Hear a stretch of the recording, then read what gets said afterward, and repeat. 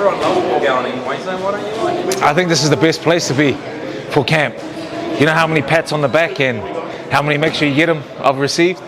Daily occurrence. So I think Queensland is the best place for me for this camp. I haven't been waiting. And I think I think the way that I'll put it is this is probably the first time I'll actually feel like this is not a sport. This is not sport to me. It's an actual fight. I think the last 10 years I think the thing that riles me up about this bloke is that he's everything that I dislike about a human being, pretty much. He's a drug cheat. He's got a cushion job, and he makes his money off talking smack about people. So, I think he sat in a press conference saying that he made $20 million or whatever from boxing.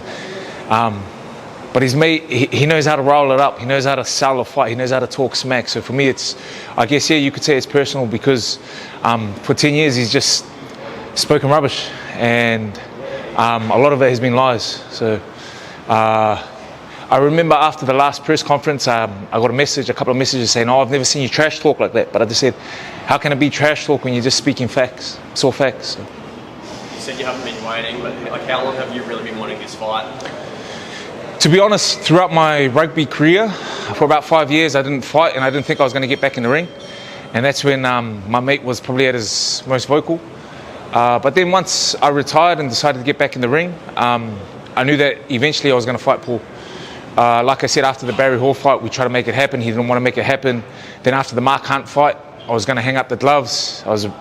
And then we went to him to try and make it happen. We got right down to the final hurdle, and then he reneged the final few hours, I think. So, and he's come out and said that's exactly what happened. So we're here now. And like I said before, it's probably the first fight where I've actually been like, yo, this is an actual fight that I want to have. Instead of just being, this is not a space that it's not a natural fit for me like these boys, Massive shout out to Alex, Brother Dave. These guys are the real fighters, man. These guys have earned their way here, grinded away. So I'm really looking forward to this fight night, but also letting the boys showcase their skills as well. Sonny, you're looking very good, Nick. Thanks, bro. How prepared are you for this fight? I'm as prepared as I can be, bro. It's probably the hardest I've trained. Like I said, 3 years. I said in the press conference I haven't been doing much besides some arm curls and crunches and eating okay for the last few years. But this has really lit a fire in me, knowing that, man, it's all or nothing. So I'm still waiting for the drug testers to rock up my house. No drug testing at all. It's crazy, eh, boys? It's crazy, eh? It's crazy. Like, it's wild. It's house or not? Well, they have a need to turn up to the other mate's house as well. You know what I mean?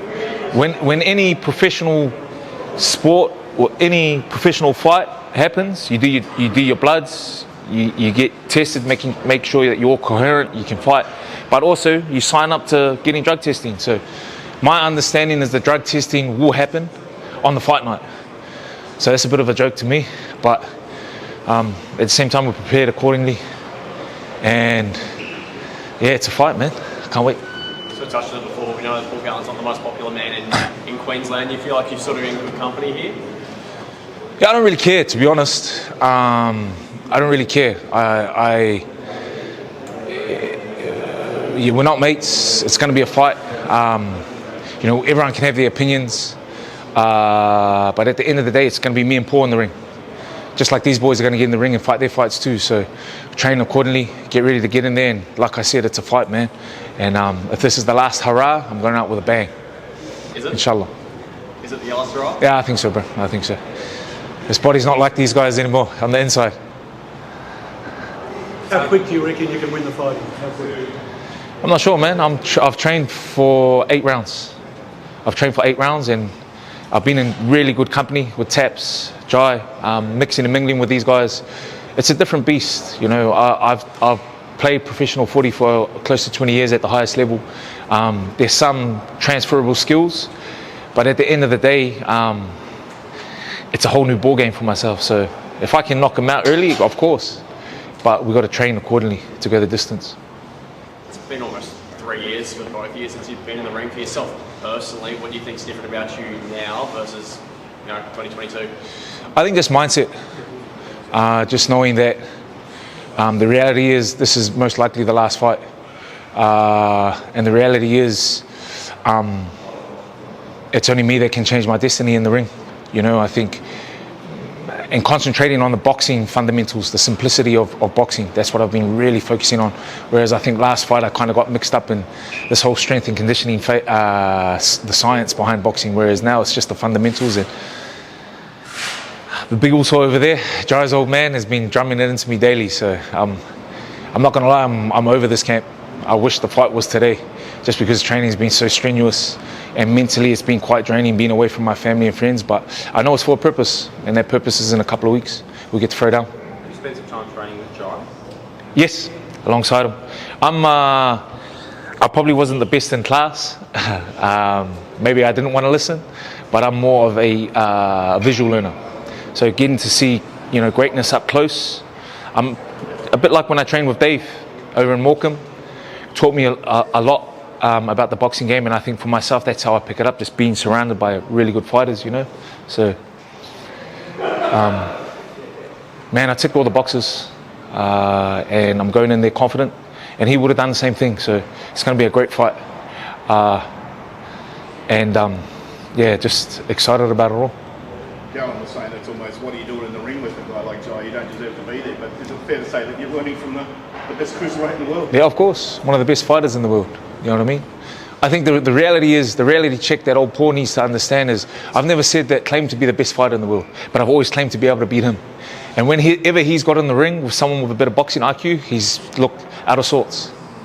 You know, you get the guys that just stand there and, you know, he'll get his work rate, punching rate off. But when he's been in the ring with guys that actually know how to move, he's come unstuck, you know. So I think in a couple of weeks we're going to see a bit of that as well. Let's go revisit the start of the press. Like, this is sincerely, you just dislike each other as much as anyone can dislike it. It is fair to come. This is 10 years in the making, and you're going to have it out. Yeah, that is. You know, you poke the bear too much, that bear's going to come for a bite, mate. You know, I live my life in a whole different way to the fight game. But that's why I've moved away from my family, because I know it's all or nothing in this fight. And he's a dirty fighter, a very dirty fighter, and I know that I've got to be on my game. So, yeah, I wish the fight was tonight, but we have to wait a couple of weeks. Sonny, the Lions are playing tonight against the Queensland Reds. Are there any memories that you're taking back from your time playing against the Lions? That Do you want to just bring up my red card, the first All Black Eddie carded in 50 years? Yeah. Now, highs and lows. We were lucky enough to beat them for the Auckland Blues in a historic night. But then also, I think a week later or 2 weeks later, we put on a mad performance, a really good performance against the British and Irish Lions for the All Blacks. And then the week after that, I got the red card in the first 5 minutes. We went on to lose that test, and then the next test they drew. So I was public enemy number one for a while in New Zealand. But that's just the highs and lows of sport. You know, you win some, you lose some.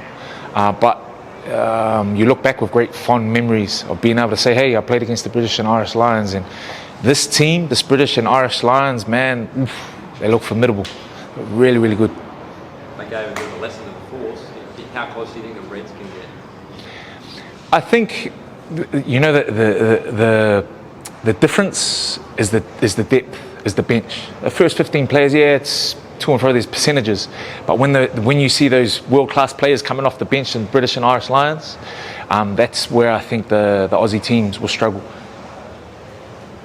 We're just going to get David up next, right? So we just stay where we are. I'm going to just grab Sonny to, ironically, talk to the British and Irish Lions, got the mini guys over here. So David, you're up next.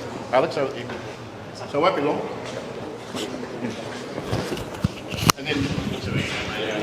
Sorry. Yes. Thank you. Stand priority.